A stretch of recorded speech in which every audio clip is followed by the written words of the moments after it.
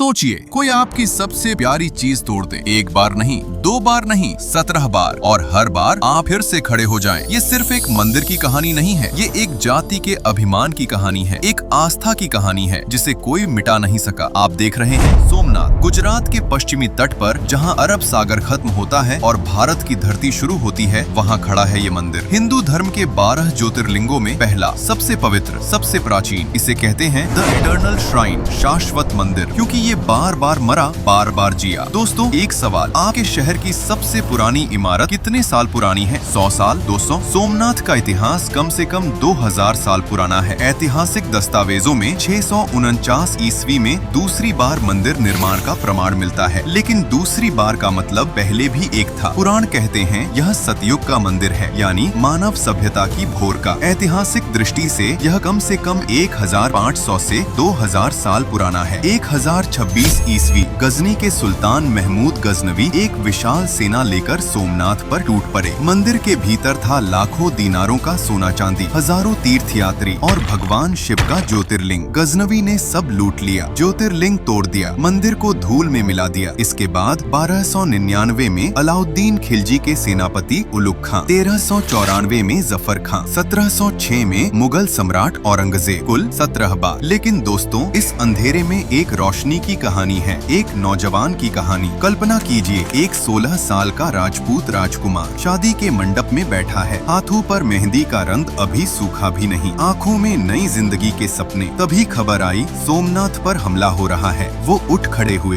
तलवार उठा ली। उनकी पत्नी राजबाई जानती थी शायद पति लौटकर न आए, फिर भी उन्होंने माथे पर तिलक लगाया, मुस्कुराते हुए विदा किया। यही है राजपूताना का धर्म, यही है उस युग का बलिदान। आमिर जी सोमनाथ पहुँचे। उनकी सेना छोटी थी, दुश्मन की फौज विशाल, लेकिन वो लड़े, मृत्यु के मुंह में जाकर भी नहीं रुके। कहा जाता है सिर कट जाने के बाद भी उनका धड़ लड़ता रहा। आज भी सोमनाथ मंदिर के मुख्य प्रवेश द्वार, दिग्विजय द्वार पर आमिर जी गोहिल की विशाल मूर्ति खड़ी है, पत्थर में बनी, लेकिन आँखों में आज भी आग। हर दर्शनार्थी पहले उन्हें प्रणाम करता है, क्योंकि उन्हीं के खून से इस मंदिर की मिट्टी पवित्र हुई है। गजनवी की लूट के बाद देश चुप नहीं बैठा। मालवा के राजा भोज और अनहिलवारा के राजा भीमदेव ने मिलकर मंदिर का पुनर्निर्माण किया। बाद में कुमारपाल, महिपाल देव, हर किसी ने अपनी सामर्थ्य से सोमनाथ को वापस लाया। हर हमले का जवाब एक ही था, फिर से बनाओ। 1948 स्वतंत्र भारत के लौह पुरुष सरदार वल्लभ भाई पटेल सोमनाथ के खंडहरों के सामने खड़े थे। उन्होंने बस एक बात कही, यह फिर उठेगा। 1951 में पटेल के निधन के बाद के.एम. मुंशी की देखरेख में मंदिर पूर्ण हुआ।